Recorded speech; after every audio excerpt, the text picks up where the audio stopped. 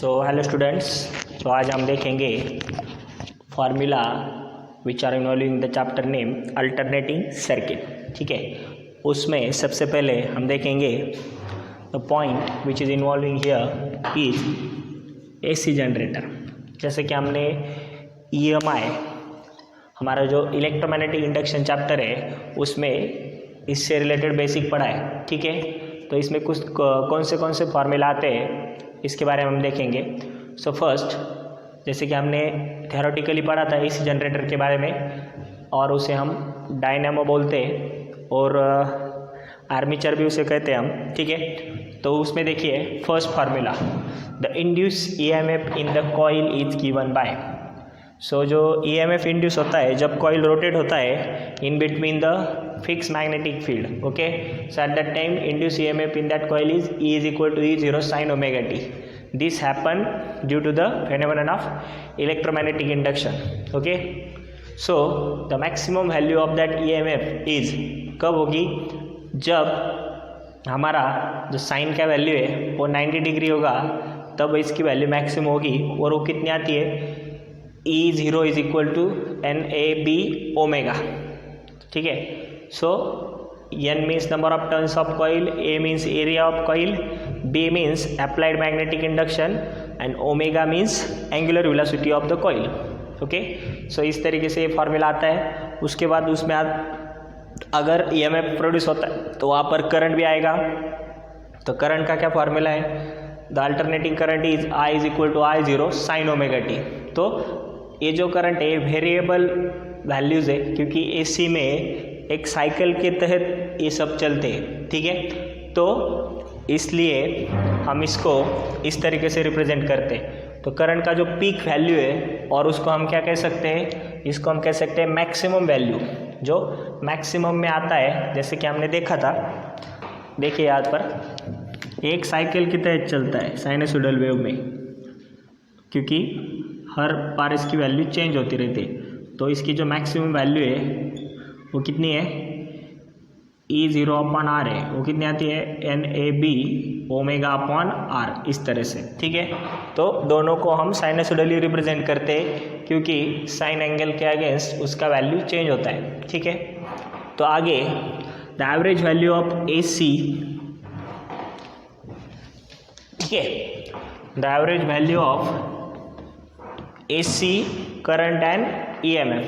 तो average value of EMF क्या है, 2E0 फॉर हाफ साइकिल। ये चीज़ ध्यान में रखिए, हाफ साइकिल के लिए, हाफ साइकिल के लिए इसका वैल्यू क्या है, EM is equal to 2E0 upon pi is equal to 0.636 E0। और IM is equal to means average value of current क्या होगा, IM is equal to 2I0 upon pi is equal to 0.636 I0। I0 और E0 क्या है, peak values of EMF and current. ठीक है, उसके बाद आते हैं RMS वैल्यूज की ओर। ठीक है, root mean square values. So जो रूट मीन स्क्वायर वैल्यू है AC EMF और करंट के लिए वो क्या है, ERMS is equal to E0 by root 2। और दूसरा वैल्यू क्या है, IRMS is equal to I0 by root 2। और इसको हम अगर कैलकुलेट करेंगे तो आगे क्या आएगा, 0.707 E0 और ये क्या आएगा, 0.707 I0 आएगा। ठीक है, तो इस तरह से AC जनरेटर में जो इम्पोर्टेंट फार्मूलाज है फॉर द नीट वो आते हैं। ठीक है, तो उसके बाद अगला कौन सा पॉइंट है, अगला जो पॉइंट है, सब जो फार्मूलाज है इस चैप्टर में सब एक दूसरे से रिलेटेड है। तो अगर हम इसको अच्छे तरीके से समझेंगे तो हमें ज़्यादा कुछ करने की ज़रूरत नहीं पड़ेगी। ठीक है, तो हमें ये अच्छे से समझ लेना है पहले और उसके बाद हम उसको रिमेंबर कर सकते हैं। ठीक है, तो ये जो AC सर्किट है विथ रेजिस्टर, ये टोटली डिपेंड किस पे करता है, AC जनरेटर पे। देखिए कैसे, तो अगर हम इसे AC सप्लाई कनेक्ट करते हैं और कोई भी जो करंट है उस AC रेजिस्टर सप्लाई से जो पास होता है तो उस टाइम क्या होता है, करंट और जो हमारा EMF है both are in same phase होते हैं, मतलब वो एक साथ चलते हैं। हमने जैसे देखा था थ्योरी में, इस तरह से अगर A करंट का वेव फॉर्म होगा तो ईएमएफ का वेव फॉर्म भी कहाँ से स्टार्ट होगा, यहाँ से। और ईएमएफ का जो एम्पलीट्यूड है वो करंट से ज़्यादा क्यों बताया है, क्योंकि आई इज इक्वल टू क्या होता है, ई बाय आर। तो इसकी वजह से करंट का एम्पलीट्यूड जो है ईएमएफ से कम होता है, क्यों, उससे ज़्यादा नहीं हो सकता। ठीक है, तो उसके बाद देखिए उससे related alternating power in purely resistive circuit. और बाकी जो वैल्यूज़ है वो एसी जनरेटर की तरह ही है। कौन से, मतलब पीक वैल्यूज़ अगर कहेंगे तो यही हो गए इसके। उसके बाद जो एवरेज वैल्यूज़ है वो भी सेम हो गए। उसके बाद आरएमएस वैल्यूज़ भी सेम होंगे। ठीक है, तो उससे डायरेक्टली हम कहाँ पर आते हैं, पावर पे। कहाँ पे आते हैं, पावर पे। The alternating power in purely resistive circuit. अभी ये अल्टरनेटिंग पावर के बारे में बोल रहे हैं हम। अल्टरनेटिंग पावर क्या है, is equal to E0 I0 sine square omega t. ये अल्टरनेटिंग पावर के लिए E0 I0 क्या है, इसके मैक्सिमम वैल्यूज है और उसको हम क्या कहते हैं, पीक वैल्यूज। और इनटू क्या है, साइन स्क्वायर ओमेगा टी।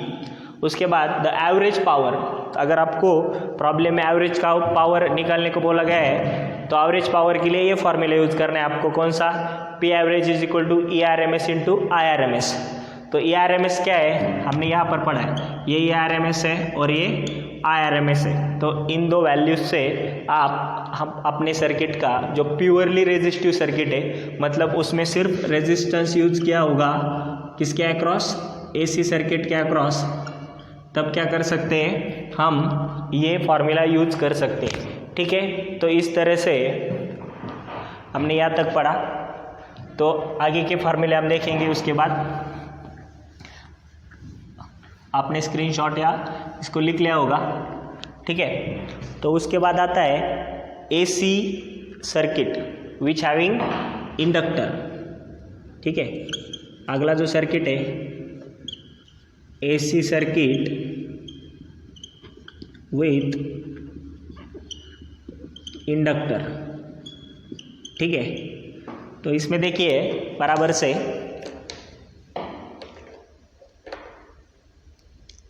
तो यहाँ पर क्या होता है, करंट, एसी करंट जो है सर्किट का इज गिवन बाय, क्या गिवन करता है, I is equal to I0 sine omega t. But यहाँ पे क्या होता है, करंट और EMF जो है सेम फेज में नहीं होते। तो यहाँ पर कौन लीड करता है, यहाँ पर EMF लीड करता है, E is equal to E0 sine omega t plus pi by 2, इस तरह से। ठीक है, तो ये दो इक्वेशन आते हैं। उसके बाद ठीक से देखिए, उसके बाद जो है हम यहाँ क्या कह सकते हैं, EMF आपको ये भी पूछा जा सकता है कि अगर इंडक्टर सर्किट में कौन लीड करता है और कौन लैग करता है और कितने फेज एंगल से लैग और लीड करता है। ठीक है, EMF leads current by pi by 2। कितने फेज से लैग करता है करंट, पाई बाई 2, या EMF कितने फेज से लीड करता है, पाई बाई 2। ठीक है, उसके बाद देखेंगे हम इसमें जो है अपोजिशन जो ऑफर होता है सर्किट को बाय द इंडक्टर कॉइल, उसे हम कहते हैं, इसको फर्स्ट बोलेंगे, सेकंड उसको कहते हैं इंडक्टिव रिएक्टेंस। उसको क्या कहते हैं, इंडक्टिव। जैसे रेजिस्टेंस होता है रेजिस्टर में, वैसे यहाँ पर इंडक्टिव रिएक्टेंस होता है। तो inductive reactance is denoted bye XL और वो इक्वल टू होता है ओमेगा L। ओमेगा मीन्स 2 पाई F इंटू L। इसका यूनिट भी होता है ओम, तो कोई अलग यूनिट नहीं होता। ठीक है, और इससे आगे जाएंगे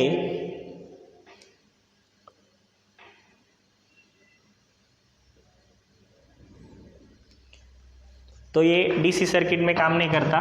third, for the average power और इंस्टेंटेनियस पावर के लिए, तो इसमें क्या होता है, ठीक से देखिए, P average is equal to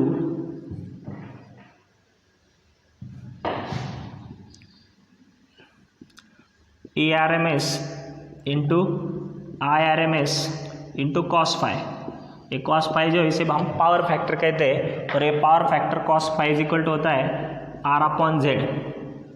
ठीक है, तो यहाँ पे क्या होता है, ये जो वैल्यू है एवरेज पावर ये 0 आता है। मतलब अगर आपको कोई वैल्यूज़ दे और बोले कि इंडक्टिव सर्किट का आप एवरेज पावर निकालो, तो इंडक्टिव सर्किट किसी भी तरह का पावर कंज्यूम करता नहीं है, तो इसलिए हम क्या कह सकते हैं, the average power consume due to the inductive circuit और dissipate due to inductive circuit is nearly zero होता है। ठीक है, तो इस तरह से अब ये हो गया इंडक्टिव सर्किट के बारे में। सेम हम देखेंगे कैपेसिटिव सर्किट के बारे में, इसके बारे में कैपेसिटिव सर्किट के बारे में। तो अगला टॉपिक होगा AC circuit with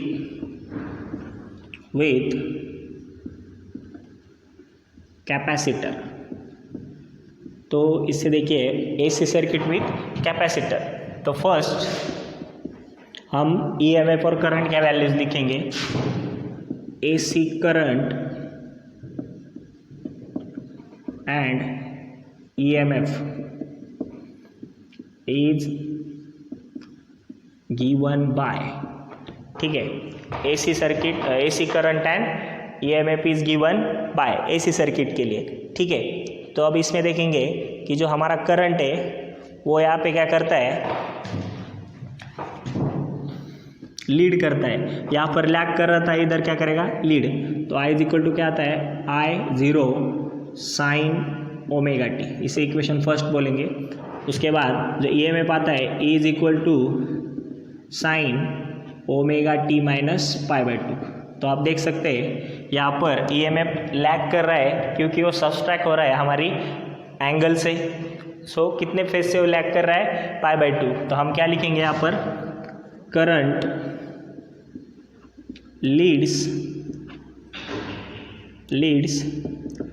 EMF bye π/2।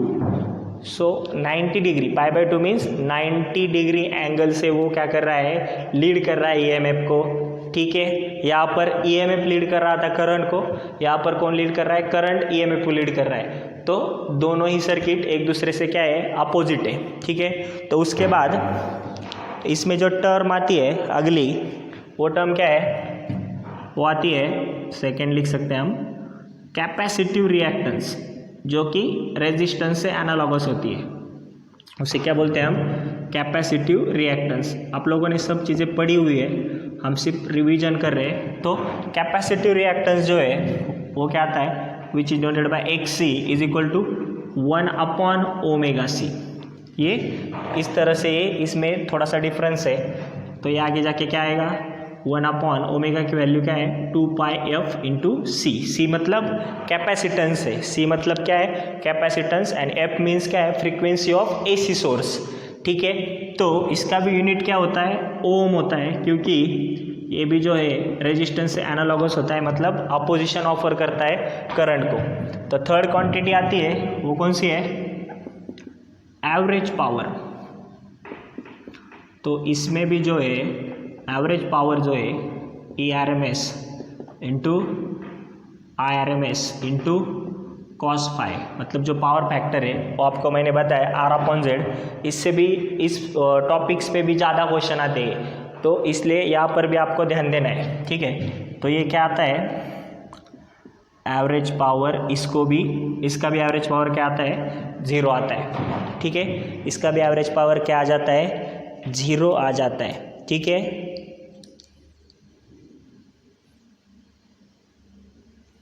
तो आगे जाके देखिए,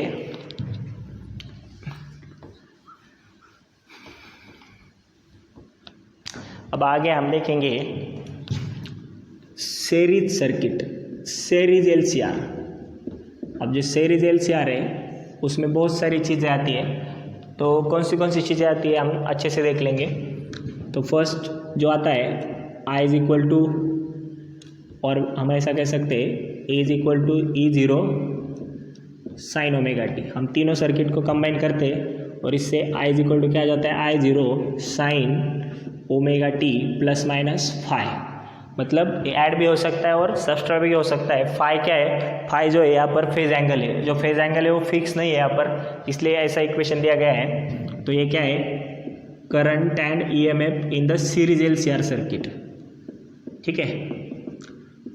उसके बाद सेकेंड जो फार्मूला आएगा यहाँ पर, सेकेंड जो फार्मूला आता है वो इम्पीडेंस का आता है। किसका, इम्पीडेंस।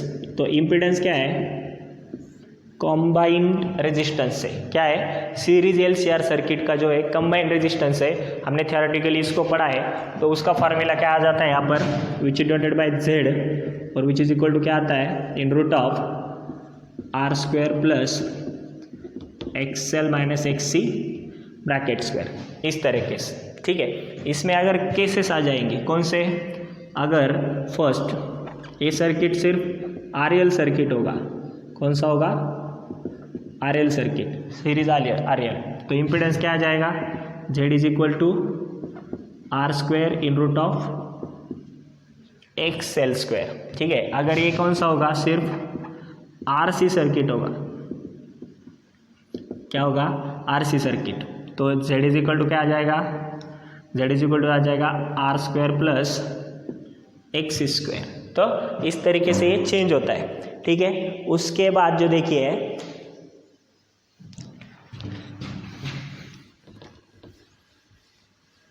अगर हमें तीनों ईएमएफ दिए गए होंगे, क्योंकि सीरीज में हर एक के ईएमएफ चेंज होता होगा, E R along resistance, then EL along inductor and EC along capacitor. तो कैसे निकालेंगे हम, इस तरीके से, ER square plus EL minus EC bracket square. तो हमने ये थियोरेटिकली पढ़ा है, सिर्फ हम फार्मूला रिवाइज कर रहे हैं। तो फेज एंगल कैसे निकालेंगे, so the third topic, the phase angle in series LCR. तो फर्स्ट साइन ऑफ, अगर साइन फाई के जैसे निकालने को बोला गया हो तो कैसे निकालेंगे, अच्छे से देखिए, ये ऐसा आता है R upon in root of R square plus XL minus XC bracket square, sorry ये आर अपॉन नहीं आएगा, ये ऐसा आता है एक्सएल माइनस एक्ससी, इस तरीके से, ठीक है। अगर कॉस फाई निकालने को बोला गया हो, फेज एंगल कॉस फाई के जैसा, तो कैसा आएगा, R upon in root of R square plus XL minus XC bracket square, ठीक है। और थर्ड, अगर tan फाई बोला गया होगा, tan फाई, तो tan फाई आता है XL minus XC upon R, ठीक है। तो इस तरीके से हम यहाँ पर फेज एंगल निकाल सकते हैं सीरीज एलसीआर के लिए, ठीक है। और उसके बाद जो एवरेज पावर है, number 4, average power in series LCR circuit. तो ये सबसे इम्पॉर्टेंट फार्मूला है यहाँ पर। तो वो क्या आता है, P average is equal to ERMS into IRMS into cos phi.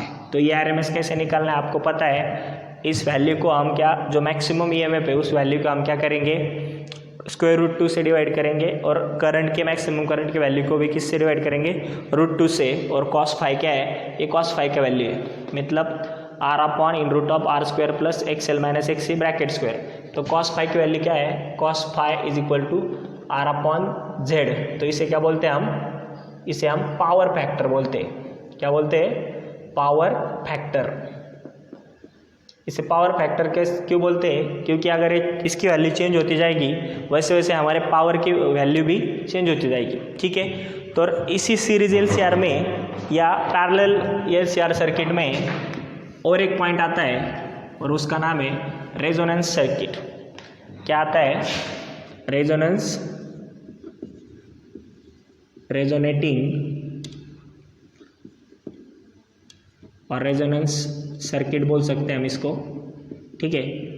तो इसमें जो इम्पोर्टेंट फार्मूला है वो है रेजोनेटिंग कंडीशन, और उससे हम रेजोनेटिंग फ्रीक्वेंसी निकालते हैं। F R is equal to 1/2 in root of L C. तो इस फ्रीक्वेंसी को हम क्या बोल सकते हैं, रेजोनेटिंग फ्रीक्वेंसी।